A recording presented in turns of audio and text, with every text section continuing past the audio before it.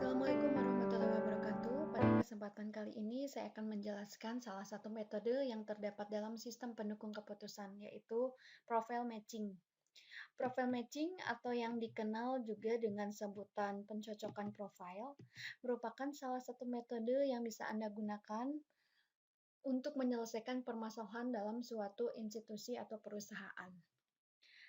Jadi, pencocokan profil atau profil matching ini merupakan sebuah mekanisme pengambilan keputusan dengan mengasumsikan bahwa terdapat variabel prediktor yang ideal yang harus dipenuhi oleh subjek yang diteliti. Bukannya tingkat minimal yang harus dipenuhi ataupun dilewati. Maksudnya, dalam profile matching atau pencocokan profil, biasanya kasus-kasus yang terjadi adalah misalkan suatu perusahaan ingin menempatkan salah satu karyawannya untuk menduduki jabatan tertentu. Sehingga perusahaan akan mencari profil yang paling ideal atau paling cocok mendekati kualifikasi jabatan yang akan ditempati tersebut, gitu. Adapun tahapan-tahapan dalam profile matching, di sini ada 6. Yang pertama adalah penentuan kriteria atau variabel. Jadi, Anda tentukan aspek-aspek yang nantinya berhubungan ketika Anda akan menilai atau mengambil keputusan menggunakan profile matching. Nanti dari setiap aspek bisa memiliki beberapa kriteria. Ya, jadi masing-masing aspek bisa memiliki beberapa kriteria apa yang dijadikan bahan penilaiannya. Kemudian setelah itu, Anda lakukan pemetaan gap profile. Pemetaan gap profile ini dilakukan menggunakan rumus, di mana rumusnya ada nanti profil karyawan dikurangi dengan profil jabatan.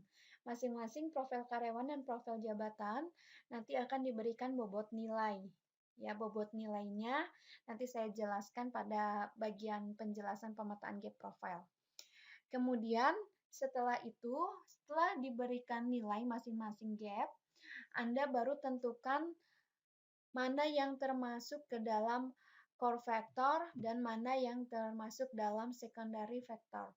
Jadi, setiap aspek atau setiap variabel ataupun setiap kriteria yang nanti Anda masukkan untuk pengambilan keputusan menggunakan profile matching, ada yang disebut sebagai CF dan SF. CF itu merupakan faktor utama, sedangkan SF merupakan faktor pendukung. Setelah Anda tentukan dan Anda berikan bobot untuk CF dan SF, selanjutnya adalah Anda akan menghitung nilai total. Jadi nanti setelah nilai CF dan SF-nya diperoleh, baru Anda menghitung nilai total. Dari nilai total tersebut, baru Anda bisa lakukan perankingan. Jadi ada 6 tahap untuk menghasilkan usulan dalam pengambilan keputusan menggunakan profile matching atau pencocokan profil. Jadi misalkan kita punya studi kasus, sebuah perusahaan ingin mempromosikan 5 orang karyawan untuk masuk ke dalam bursa jabatan kepala cabang. Untuk bursa jabatan kepala cabang, biasanya perusahaan sudah memiliki aspek-aspek atau kriteria-kriteria yang akan menjadi penilaian untuk masing-masing profil yang akan dipromosikan. Dan nantinya akan ditemukan karyawan yang profil yang dimiliki oleh karyawan tersebut akan dicocokkan dengan profil yang dimiliki oleh perusahaan. Yang mendekati biasanya itu yang keluar menempati jabatan kepala cabang gitu. Nah, untuk studi kasus saat ini, misalkan kita akan masukkan aspek yang akan menjadi penilaian adalah aspek intelektual dan sikap. Di mana nanti dari masing-masing aspek ini memiliki beberapa kriteria lagi yang akan dinilai. Adapun kriterianya adalah untuk aspek intelektual, kriteria yang akan menjadi bahan penilaian yang pertama adalah common sense. Common sense merupakan kemampuan untuk berpikir konkret sehingga berpikiran atau memiliki pandangan yang realistis.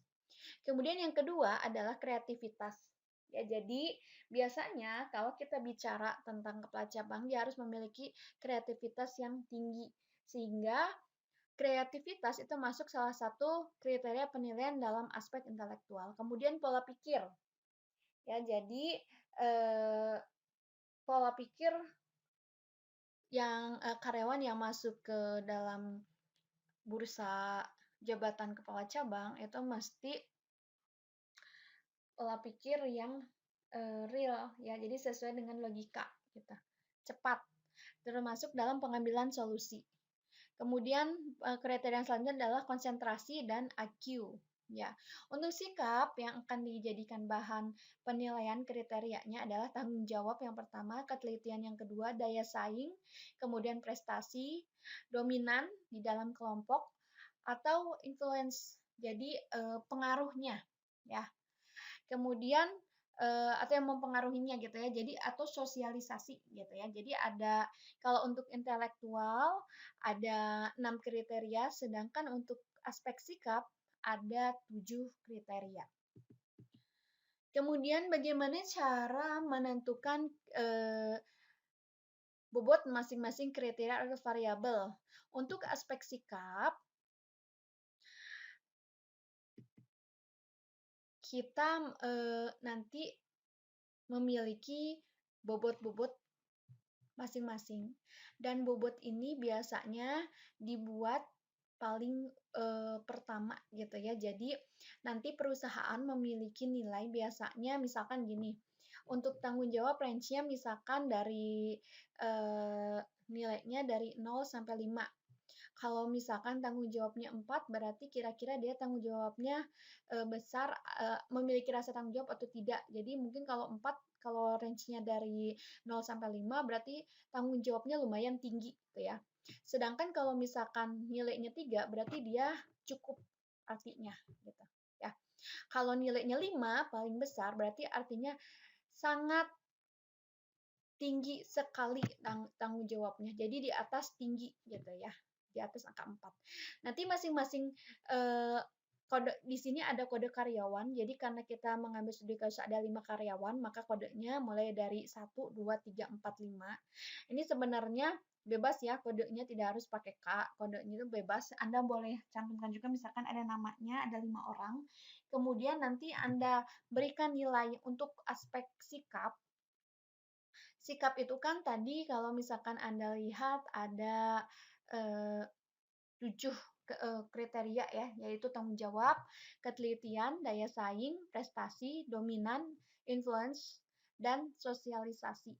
Nanti masing-masing ini akan ada nilainya. Ya, jadi nilainya berdasarkan dari profil si karyawan.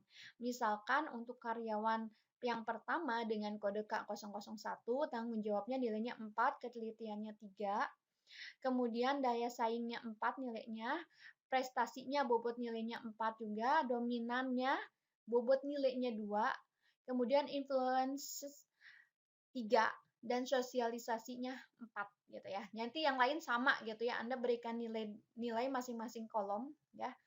Bobot nilainya Anda yang tentukan, Anda boleh mulai dari misalkan 0 sampai 5 atau misalkan mulai 0 sampai 100, itu kesepakatan awal dengan perusahaan yang mau merekrut atau mengambil salah satu karyawannya untuk menduduki jabatan kepala cabang.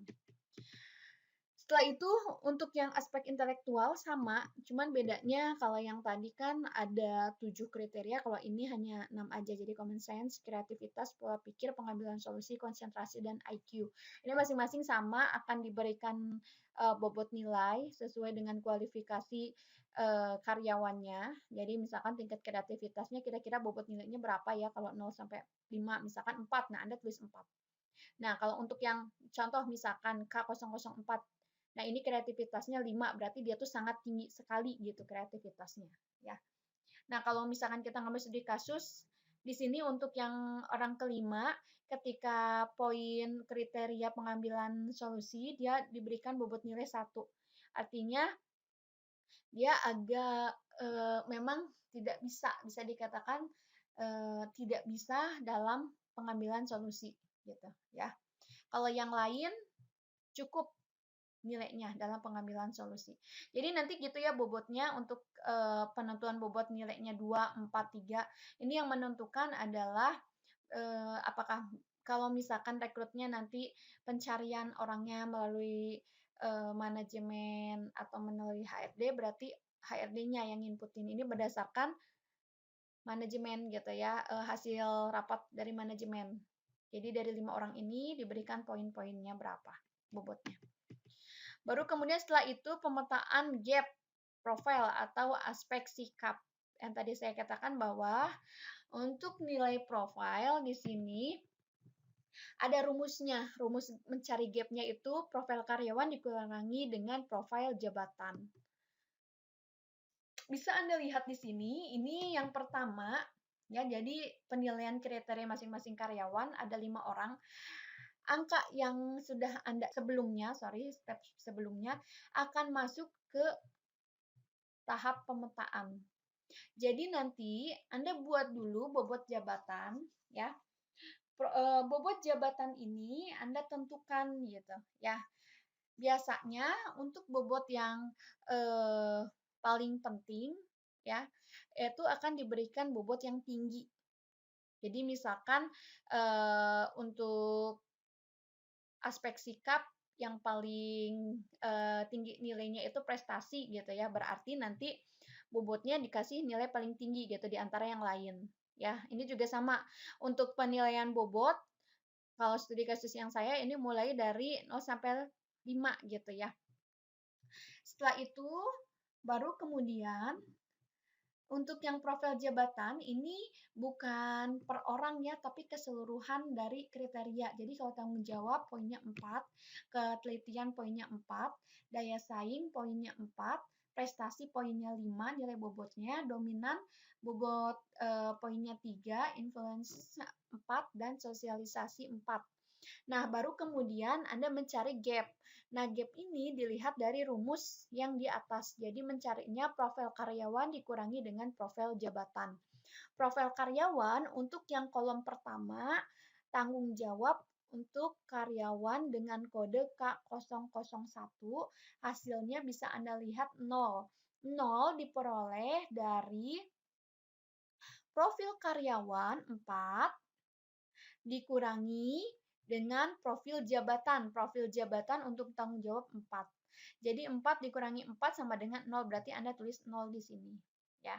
Kemudian kalau untuk orang yang kedua, kandidat yang kedua dengan kode K002, di sini nilainya minus 1. Minus 1 berarti dapatnya dari 3 dikurangi dengan 4. Hasilnya minus 1. Begitu juga dengan orang ketiga, di sini memperoleh nilai minus 2. Karena rumusnya adalah profil karyawan dikurangi profil jabatan, berarti 2 ya.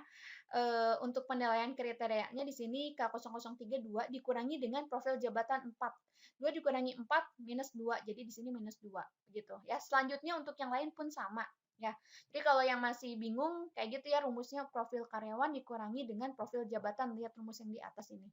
Ya, jadi kalau misalkan untuk kolom yang dominan misalkan ya, untuk orang ketiga ini kenapa bisa hasilnya minus 1?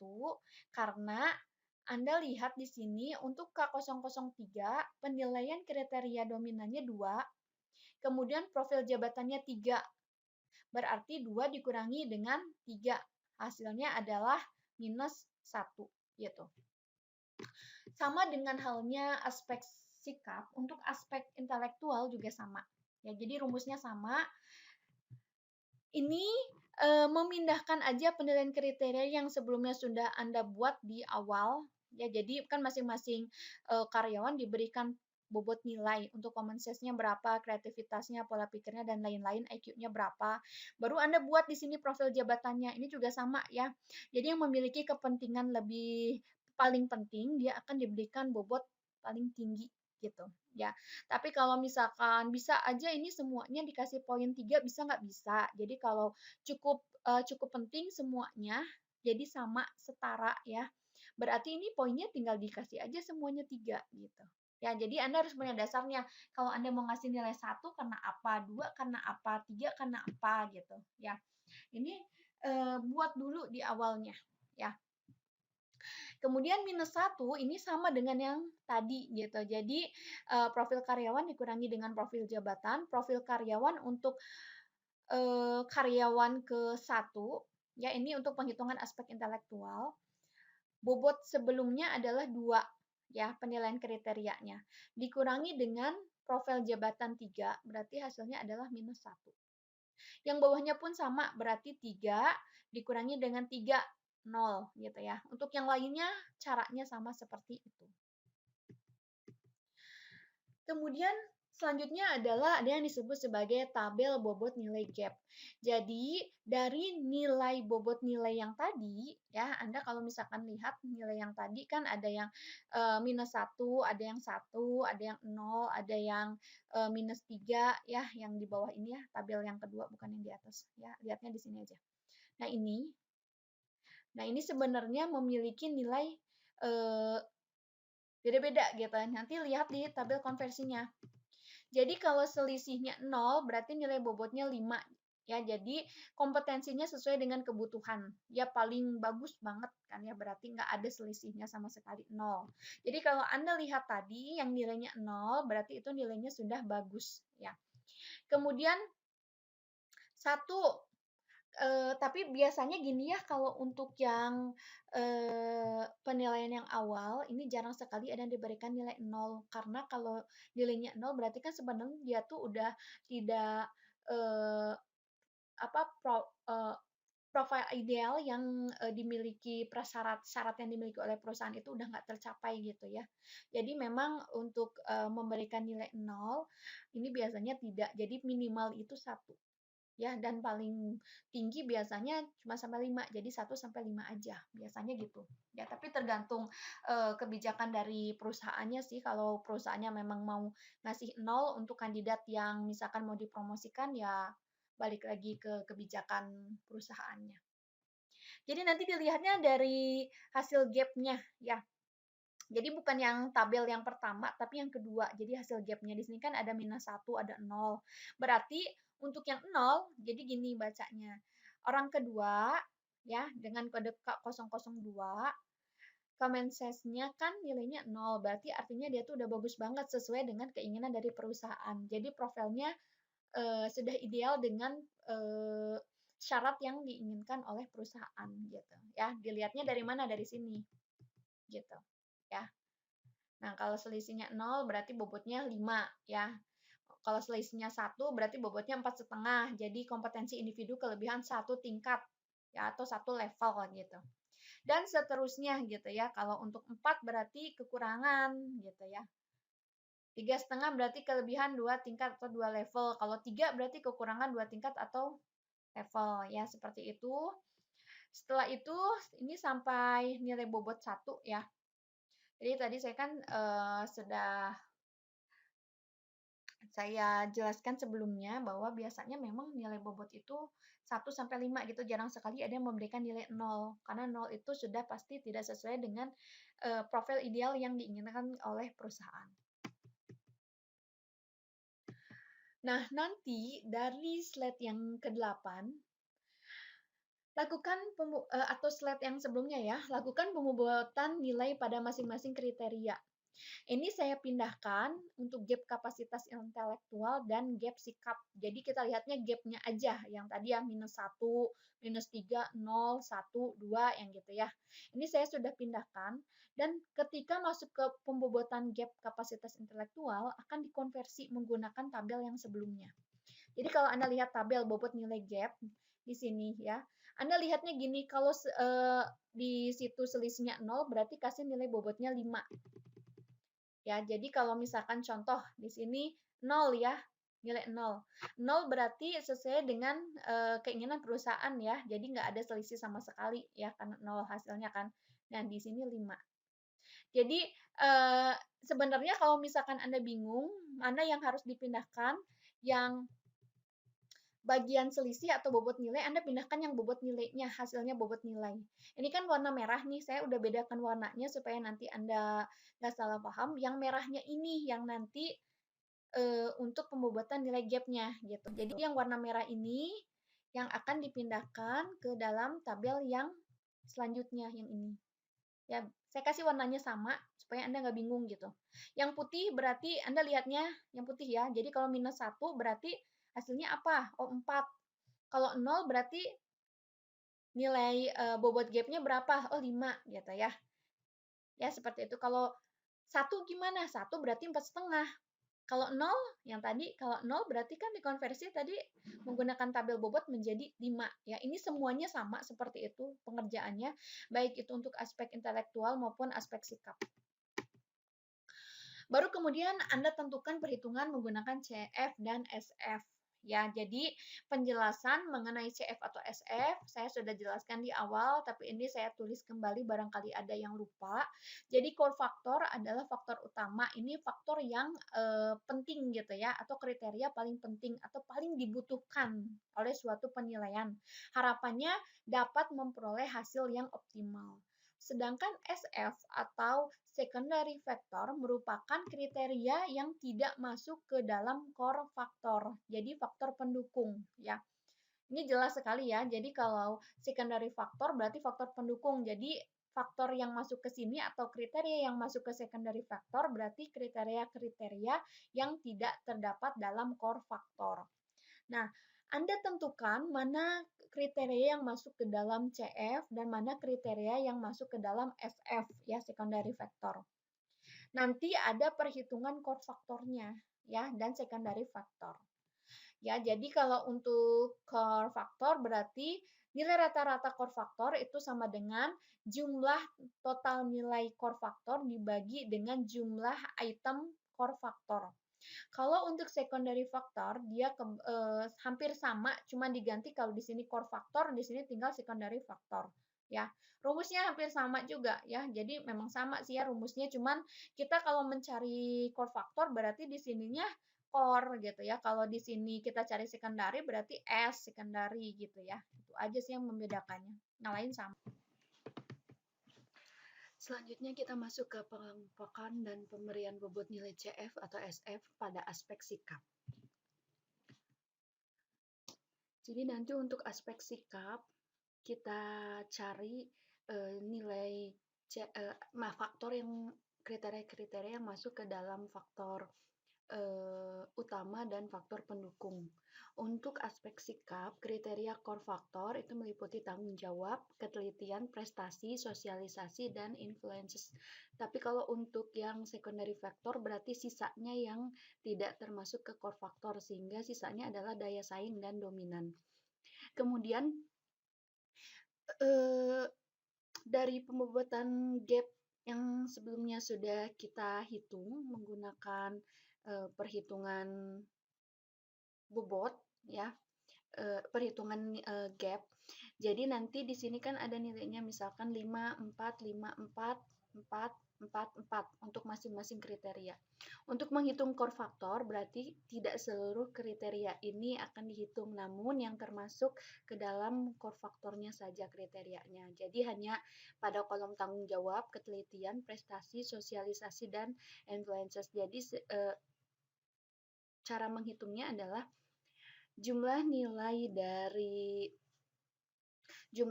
dari kriteria ini dibagi dengan jumlah item core factor. Jadi kalau untuk contoh kode karyawan K001 berarti 5 ditambah dengan 4 ditambah dengan 4 ditambah dengan 5 dan ditambah terakhir dengan 4. Baru kemudian dibagi dengan jumlah itemnya. Kebetulan jumlah itemnya di sini ada 5, berarti dibagi dengan 5, sehingga nanti hasilnya menjadi 4,4. Untuk yang secondary factor, karena di sini kriterianya hanya 2, daya saing dan dominan, sehingga nanti kolom daya saing ditambah dengan kolom dominan gitu ya. Jadi nanti akumulasi dari bobot yang ada pada kolom daya saing ditambah dengan nilai bobot yang ada pada kolom dominan dibagi dengan jumlah itemnya. Jadi di sini 5 ditambah dengan 4 adalah 9 dibagi dengan 2 karena jumlahnya di sini itemnya adalah 2, daya saing dan dominan. Hasilnya 4,5. Ya, jadi 5 ditambah 4, 9, 9 dibagi dengan 2, 4,5. Untuk selanjutnya perhitungannya sama, rumusnya seperti itu. Untuk menghitung secondary factor, jadi mengakumulasikan kriteria-kriteria yang masuk ke dalam secondary factor, kemudian dibagi dengan jumlah item secondary faktornya. Untuk yang aspek intelektual sama dengan yang aspek sikap cara kerjanya, jadi kita tentukan dulu mana kriteria-kriteria yang masuk ke dalam core factor dan mana kriteria yang masuk ke dalam secondary factor. Kebetulan di sini kita sudah mengkelompokkannya. Jadi untuk core factor yang termasuk core factor kriterianya adalah common sense, kreativitas, pola pikir, pengambilan solusi dan IQ. Untuk sisanya berarti dia masuk ke secondary factor, yaitu ada pada kriteria konsentrasi. Sama halnya dengan aspek sikap, cara perhitungan core factor dengan secondary factor. Jadi untuk yang core factor berarti dengan mengakumulasikan jumlah bobot yang ada pada kriteria common sense, kreativitas, pola pikir, pengambilan solusi dan IQ. Ya, jadi 4 ditambah 4,5 ditambah dengan 4 ditambah 4 ditambah 4 dibagi dengan jumlah itemnya. Di sini ada 5. Jadi dibagi dengan 5. Nanti hasilnya menjadi 4,1. Untuk yang secondary factor, kita lihat kriteria yang masuk ke dalam secondary factor hanya satu, yaitu kriterianya konsentrasi. Berarti nanti kita menghitungnya hanya pada kolom konsentrasi saja. Jadi kolom konsentrasi dibagi jumlah itemnya. Di sini jumlah itemnya hanya ada 1, berarti 4 dibagi dengan 1 hasilnya 4 gitu ya. Jadi kalau yang ini 4,5 dibagi dengan 1, 4,5. Jadi rumusnya kita gunakan rumus untuk menghitung nilai CF atau SF. Untuk yang kode karyawan selanjutnya, yang kedua, ketiga, sampai dengan kelima, cara perhitungannya sama. Seperti itu. Setelah melakukan pengelompokan kriteria sesuai dengan core factor dan secondary factor, selanjutnya adalah kita menghitung nilai bobot. Adapun rumusnya adalah N sama dengan X persen NCF ditambah dengan X persen NSF. N adalah nilai total dari kinerja, X persen berarti nilai persen yang diinputkan. Untuk nilai persen yang diinputkan, ini tergantung dari kebijakan perusahaan. Ya, jadi akumulasinya nanti untuk yang nilai persen untuk yang CF dan SF jumlahnya mesti 100. Jadi tidak boleh kurang dari 100 atau lebih besar dari 100. Untuk NCF berarti nilai rata-rata core factor. Sebelumnya sudah kita hitung yang slide sebelumnya berdasarkan masing-masing aspek. Kemudian yang NSF berarti nilai rata-rata secondary factor. Untuk penghitungan nilai aspek sikap, misalkan kita berikan prosentase untuk kriteria yang masuk ke dalam core factor atau faktor utama sebesar 60%. Sedangkan untuk yang secondary factor, kita berikan bobotnya atau prosentasenya 40%. Sehingga nilai yang CF 60, SF 40 ini kalau jumlahkan kan diakumulasikan jumlahnya 100 ya. Jadi tidak harus 60-40, Anda boleh 50-50, boleh 20-80 atau 30-70 bebas. Baru kita masukkan ke dalam perhitungan nilai totalnya. Jadi ini untuk aspek sikap, sebelumnya kita sudah menghitung nilai core factor dan secondary faktornya, kita pindahkan lagi supaya lebih jelas. Baru kita hitung nilai N-nya. Ya, jadi X persen untuk yang NCF ditambah dengan X persen dikali dengan yang NSF. Jadi untuk yang CF itu kan 60%, berarti 60% dikali dengan 4,4 ditambah dengan 40% dikali yang 4,5 yang NSF. Nanti hasilnya menjadi 4,44. Ya, jadi gitu. 60% dari 4,4 ditambah dengan 40% dari 4,5. ya. Ini pun sama selanjutnya, misalkan kita ngambil sampling untuk orang yang keempat, berarti 60% dikali 4,3 ditambah dengan 40% dikali 4,5. Hasilnya nanti akan menjadi 4,38. Untuk yang aspek intelektual, kita berikan nilai prosentasenya sama ya. Jadi untuk CF-nya 60%, SF-nya 40%. Ya, jadi karena sebelumnya untuk aspek yang sikap kita memberikan persentase 60-40, berarti untuk yang aspek intelektual juga sama. 60-40. Sama halnya dengan perhitungan aspek sikap, untuk menghitung nilai N, caranya adalah 60% dikali 4,1 ditambah dengan 40% dikali 4, hasilnya menjadi 4,06. Untuk yang selanjutnya, kode karyawan 002, K003 sampai dengan K005, caranya sama dengan kita menghitung untuk karyawan yang pertama. Kemudian selanjutnya adalah melakukan perankingan. Untuk rumus perhitungan perankingan adalah X persen N kriteria ke 1 ditambah dengan X persen sampai N kriteria ke N. Kebetulan untuk yang kita punya itu kan hanya 2 aspek ya, jadi berarti hanya aspek sikap dan aspek intelektual saja. Ya, jadi N kriteria 1 berarti kriteria ke 1, N kriteria ke N berarti nilai kriteria ke N. Nah, ini untuk yang N intelektual, ya, jadi kita tadi sebelumnya sudah menghitung nilai N untuk aspek intelektual dan sikap, kita pindahkan ke bagian perankingan, gitu, ya. Jadi perhitungan perankingan seperti itu, kita pindahkan, baru kita masukkan ke dalam rumus, ya. Jadi rumusnya, sebelum masuk ke rumus, kita berikan lagi prosentasenya. Misalkan untuk tingkat kepentingannya sama ya antara intelektual dengan sikap, berarti kita berikan prosentasenya 50%. 50% ya. Jadi untuk intelektual 50%, untuk sikap 50% misalkan ya, untuk kita ngambil nilai dari masing-masing aspeknya. Sehingga nanti rumusnya adalah 50% dari 4,06 ditambah dengan 50% dikali dengan 4,44. Hasilnya menjadi 4,25. Nanti hasilnya dari kode karyawan ke-1 sampai dengan ke-5, ini sudah kita hitung. Nilai yang paling besar berarti tingkat kemungkinan untuk menduduki jabatan sebagai kepala cabang itu paling besar. Tapi catatannya kalau kita menggunakan sistem pendukung keputusan, metode apapun, hasil akhirnya itu belum tentu bisa mengakomodir dari kesepakatan dari manajemen. Jadi kalau misalkan yang contoh kasus di sini kan orang keempat yang nilainya paling besar. Jadi belum tentu orang keempat ini yang nantinya akan menduduki jabatan sebagai kepala cabang. Karena kalau manajemen misalkan tidak setuju, dia bisa mengganti dengan orang yang kedua misalkan. Dan misalkan orang yang kedua ini dirasa tidak memenuhi syarat juga, misalkan ada beberapa poin sepertinya tidak cocok misalkan.